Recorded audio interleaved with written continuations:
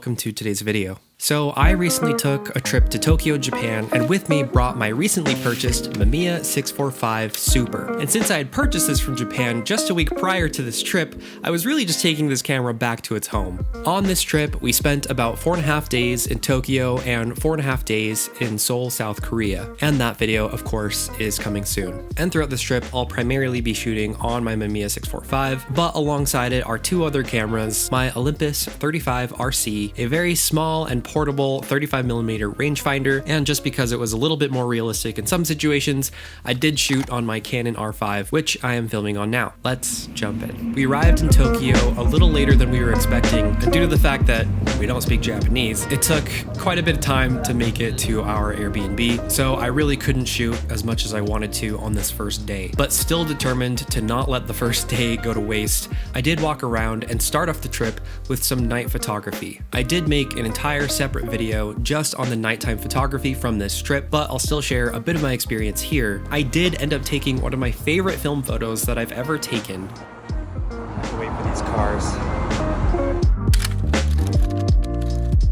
And again, I deep dive into everything else in the other video, but just felt I should share that here too. The next day, we had some time to kill and a long walk on our way over to Team Labs, which is an incredible exhibition, and if you're ever in Tokyo, I highly recommend going. And on this very long walk over there, I ended up blowing through almost an entire roll just because everywhere I looked, everything was beautiful. It felt like I couldn't take a bad photo. Honestly, that's just a feeling I wish every photographer could have all the time. Probably be the theme throughout all the rest of the images that you see is Tokyo is just so clean and aesthetic, and these crates are everywhere, and they are so photogenic. They have no business being this photogenic for just being tubs of plastic. Here are a few things that I loved about this image. The overall balance and symmetry just feels very aligned with this picture. I love the way that this tree is sitting perfectly within the square of the window, and mirrored by this is this box on the wall. They really just balance each other perfectly. This one in particular, I just loved. Now, in a perfect universe, I would wish that all these officers were lined up perfectly while they're riding across the street, kind of like a Beatles image almost, but I still love this one. And here's what I mean when I say that it's hard to take a bad picture. This image, I just loved the layering, both with the signage and just the little cozy hints of home life. With this laundry hanging out from outside, it both feels chaotic and peaceful at the same time, which is why this scene caught my eye.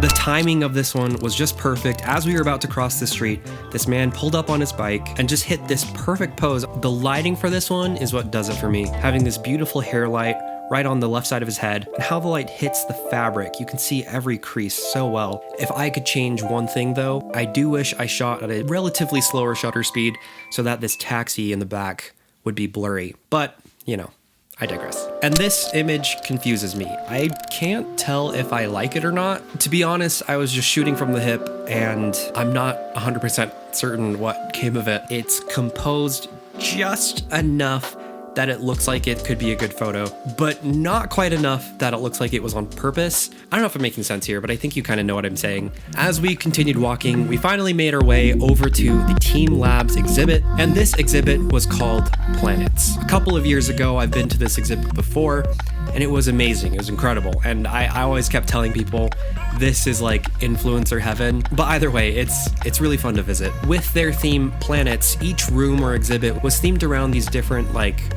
biospheres or climates or kind of micro environments. And since I had done this before, I kind of knew what I was getting into. Some of the rooms are in near complete darkness, and just knowing that the lighting was going to be tough. And so I decided to just take my Canon R5.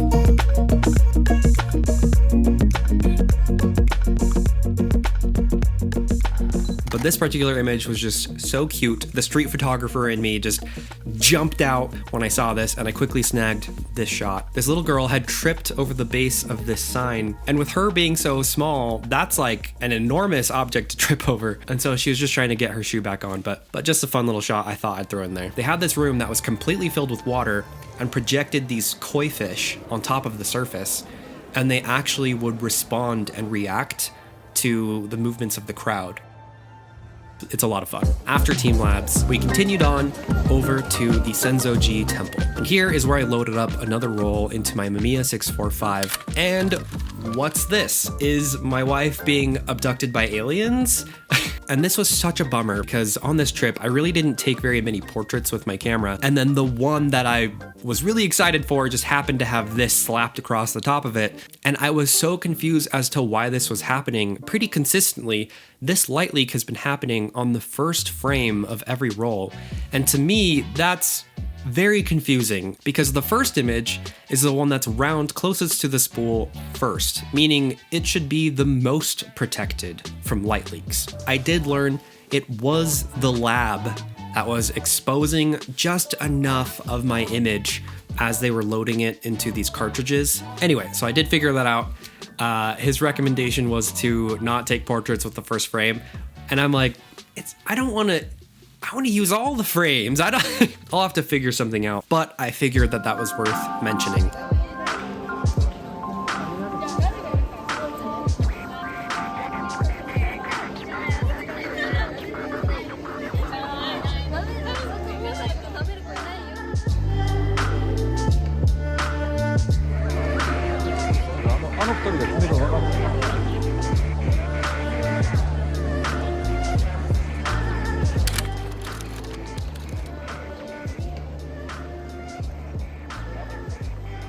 This image I was very fond of. I loved the symmetry and kind of just the documentary chaos of tourism, really. This location is one of the most famous Buddhist temples in Tokyo, so it makes sense that it's very well visited. And I'm not saying that you shouldn't visit it, but I just loved kind of this organized chaos, and I wanted to get a few images focusing on the architecture of the temple. After walking a bit, I ended up turning around and shooting it from the opposite end, and the lighting on this side was so much better. This one was also one of my favorites from this location. It just feels like the heavens are opening up, just really showing off all of the beautiful detail in this temple. And as that light was starting to hit all of the buildings that we were near, turned to my left and snagged this shot. To me, this shot is still a little bit ordinary, but I just loved how the light was interacting with these buildings. In a perfect world, what I would do differently in this scenario is use a tighter lens so that I can really isolate just a handful of the buildings and kind of let the light hitting the building be the star of the image. And this one I don't really love. The reason that I thought it was worth mentioning this shot in this video is to just kind of point out some of the limitations of the Mamiya 645. This type of medium format camera is really built for in-studio controlled environments, not necessarily like street photography. You know, things get underexposed, things are out of focus, it happens. Even on new cameras that you've only had for a week. We then ended that night with some delicious okonomiyaki, which, if you don't know what that is basically a cabbage pancake, but they're great. And as we went to bed that night, I knew that I really wanted to get some sunrise images.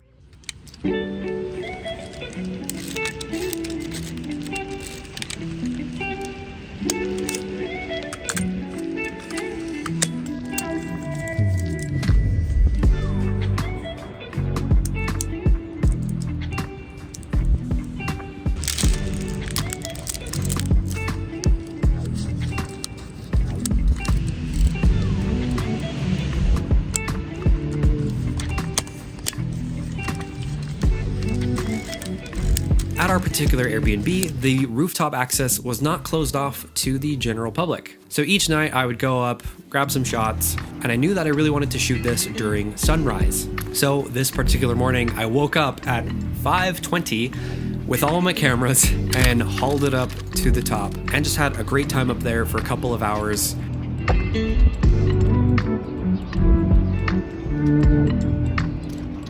On the roof, there was this clothes rack, and I thought it would be really fun to play around with the framing to tie in a feeling of home a little bit more. I loved this great view of the tower in the background, so I just played around with the framing a bit, and here's my many attempts at trying to get this right.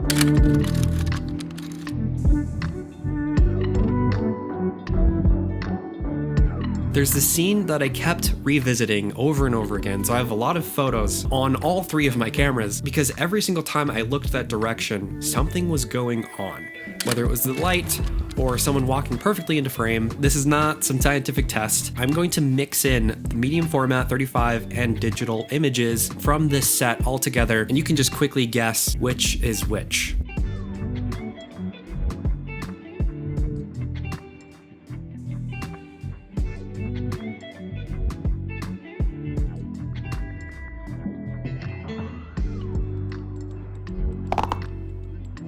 And since I had a lot of time, I ended up taking some self-portraits on my R5.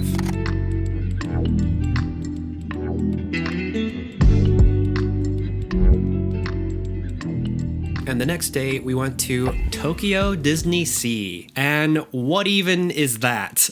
I didn't even know that existed until this trip. It's kind of like Tokyo's equivalent to California Adventure, but for Tokyo, obviously. I did not take any pictures while we were there. I didn't even bother to take a camera. I enjoyed it. It was a lot of fun. Here's my 5-second review. It just feels classically Disney, and you probably know what I mean by that. The only thing I will say though, the rides do feel short. Like they feel like they're half the amount of duration as any other Disney. And there you go, that's my 5-second review of Disney Tokyo Sea. As we continued throughout our day, we headed over to Shibuya Station. This famous crosswalk has thousands of people crossing every single day, which, if you're unfamiliar, has this infamous dog. And this is so sad.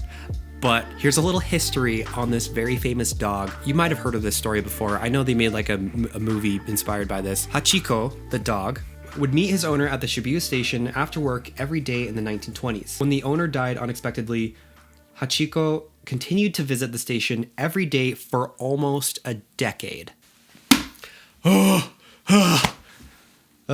Okay. And not too far from it, you can actually go up on top of one of the skyscrapers called Shibuya Sky.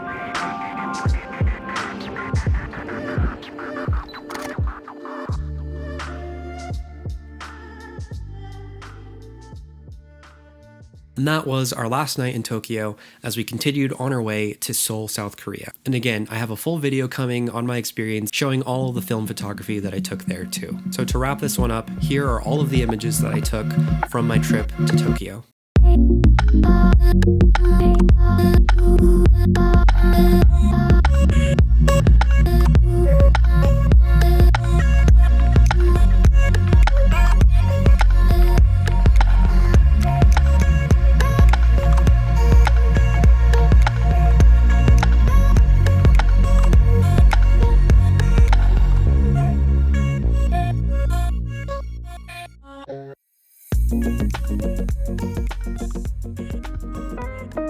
Thank you so much for watching. If you liked this video, please like it, comment down below what your favorite image was from the shoot. And if you're interested in more film photography, I've created a playlist of all of the film photography videos that I've made on this channel. Do not forget to subscribe, and I'll see you in the next video. Thank you so much for watching.